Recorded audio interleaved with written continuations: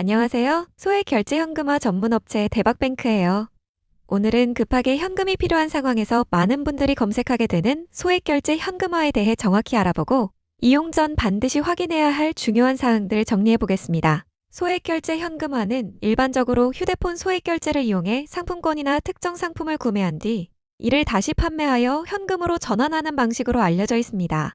절차가 비교적 간단하고 빠르게 현금을 확보할 수 있다는 이유로 관심을 가지는 분들이 많지만 실제 이용 과정에서는 생각보다 많은 비용과 위험 요소가 존재합니다. 가장 먼저 확인해야 할 부분은 수수료 구조입니다.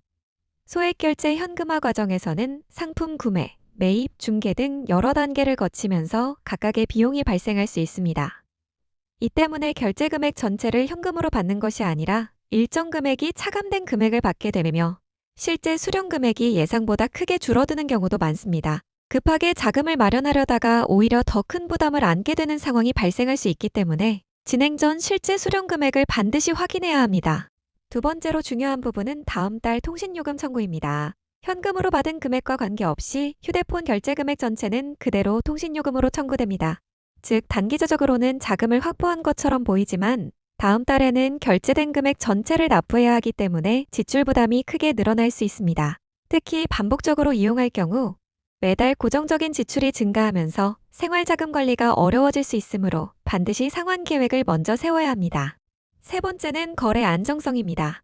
검증되지 않은 경로나 조건이 불명확한 거래를 통해 진행할 경우 수수료가 사전에 안내된 것보다 높아지거나 추가 비용이 발생하는 사례도 있으며 거래 과정에서 개인정보가 여러 단계에 전달되면서 보안 문제가 발생할 가능성도 존재합니다. 따라서 어떤 방식이든 진행하기 전에는 거래 조건, 수수료 구조, 처리 절차 등을 충분히 확인하는 것이 매우 중요합니다. 최근에는 비교적 간단한 절차로 이용 가능한 다양한 제도권 금융상품이 운영되고 있습니다. 비상금 대출, 소액 신용 대출, 정책 지원 금융상품 등은 금리와 상환 조건이 명확하게 공개되어 있어 예상 비용을 사전에 확인할 수 있고 합법적인 절차 안에서 안정적으로 자금을 마련할 수 있다는 장점이 있습니다. 개인의 신용 상태와 소득 조건에 따라 이용 가능한 상품이 달라질 수 있기 때문에 여러 금융상품을 비교해보는 것이 필요합니다.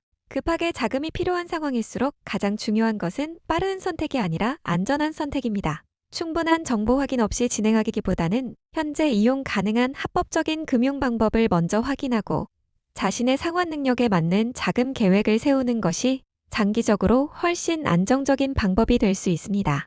단기적인 해결만을 생각하기보다 이후 발생할 비용과 상환 부담까지 함께 고려하는 것이 필요합니다.